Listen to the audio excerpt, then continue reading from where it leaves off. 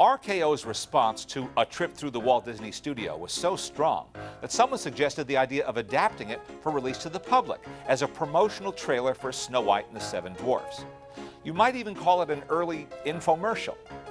The changes that were made are minor, but still significant. The short subject opens with footage of the RKO studio tower at the corner of Gower Street and Melrose Avenue. Incidentally, that tower is gone today, but the Globe remains, even though it's now part of Paramount Studio. As we segue into the main titles for Snow White, it's jarring to realize how much is lost when you see that footage in black and white instead of Technicolor. But this was the first time most people would have seen any vestige of the Disney feature, and that must have been exciting.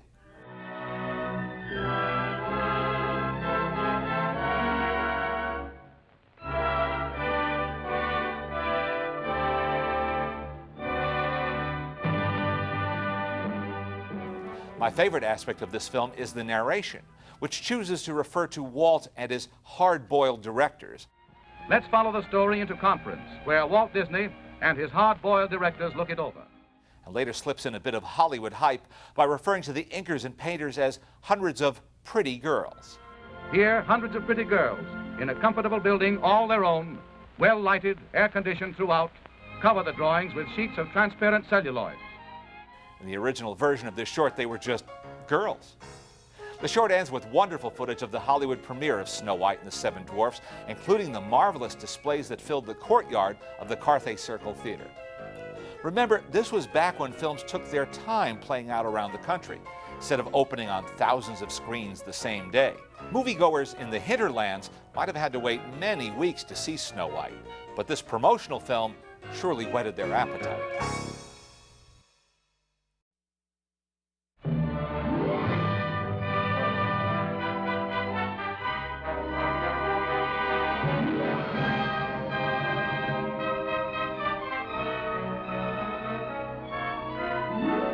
From Hollywood comes the most exciting motion picture news of 1938. Walt Disney has completed and released his first full-length feature production, Snow White and the Seven Dwarfs, in Technicolor, the most daring adventure in screen entertainment since the birth of the motion picture. As its credit titles, longest in cinema history, flash across the nation's screens, audiences for the first time realize the tremendous amount of manpower required for the production of this epoch-making animated picture. The entirely new form of storytelling that already has captivated every man, woman, and child who has seen it. Just how was Snow White and the Seven Dwarfs created? And how are the famous Disney short films made? To give you the answer, we take you behind the closed doors of the famed Walt Disney Studio in Hollywood. Doors usually barred to all visitors. During the past 3 years, the studio staff has grown from less than 300 to more than 700 artists and musicians. They worked in shifts, night and day, to complete this unique experiment in entertainment. Remember as a kid how you made your own movies by drawing little figures on the pages of a pad and flipping the pages to make the figures move? That's the basic principle behind animated pictures today. But that's not all there is to it. First, you need a story. Thinking up funny stories is the job of Walt Disney's writers, gag men, and sketch artists. After much trial and error, several hundred rough drawings illustrating the high points of each story are completed. Let's follow the story into Conference, where Walt Disney and his hard-boiled directors look it over. Not a picture, long or short, goes into production without Walt's personal okay. Next, a director whips the script and dialogue into final form. Then he calls in his assistants, including his musical composer, and plans the score of the picture, timing out each scene carefully.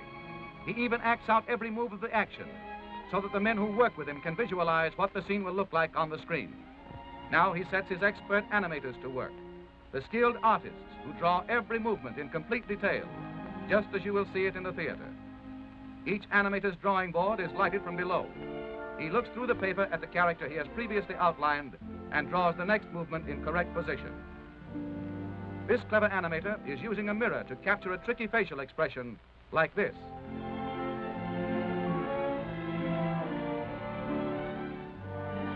Let's move along to the test camera department. Here the animator's rough drawings are photographed in sequence, one at a time. This film is developed and returned to the animator, who checks to see how good it is by running it in a small projection machine called a moviola. In this moviola, as the animator runs his film backward and forward, we catch a graceful glimpse of the screen's newest heroine, Snow White herself. Now we're in one of the studio projection rooms, where Walt and his staff study the rough animation of a sequence about the 7 lovable little dwarfs.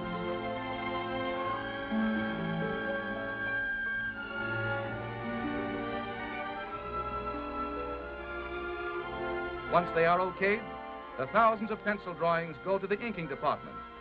Here, hundreds of pretty girls, in a comfortable building all their own, well lighted, air conditioned throughout, cover the drawings with sheets of transparent celluloid. Then they painstakingly trace every line of every drawing in ink, following exactly in every detail the original animation drawings. Now the picture moves into its final stage, color. In the studio paint laboratory, all colors used are made up from secret formulas. Expert chemists develop more than 1,500 different shades of color for Snow White and the 7 Dwarfs. The inked celluloids next go to the painting department, where more pretty girls apply the final colors on the back. Snow White and the 7 Dwarfs required 250,000 celluloids painted like this one. In another department of the big Disney studio, artists delicately paint the beautiful stage settings for the picture. These backgrounds are done in watercolor. Artists work for months on backgrounds like the interior of the 7 Dwarfs' cottage. But the colossal task isn't finished even yet. The celluloids and backgrounds must still be photographed by the master camera in Technicolor.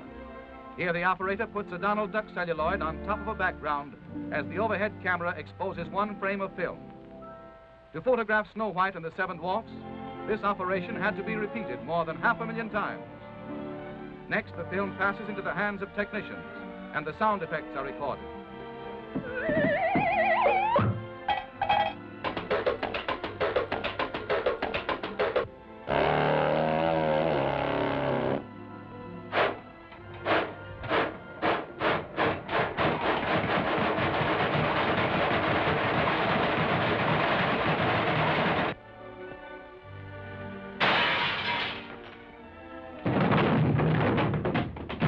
Finally, a symphony orchestra records the musical score, the hit tunes that will thrill listeners the world over.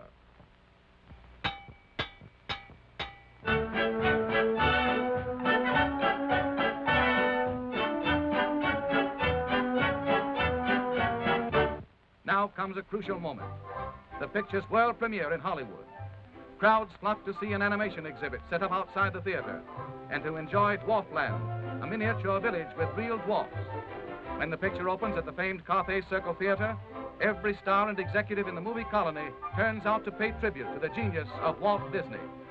Leo Spitz, president of RKO Radio Pictures, Mickey and Minnie Mouse, and Donald Duck, Bob Burns and the 7 Dwarfs, Shirley Temple,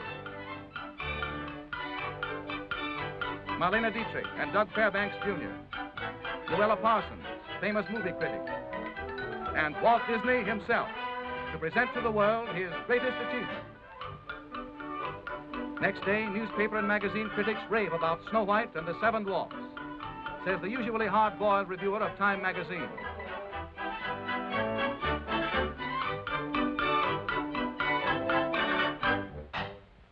More than 3 million paintings and drawings like these were created by Walt Disney and his staff of artists to complete this entertainment triumph at a cost of more than $1.5 million.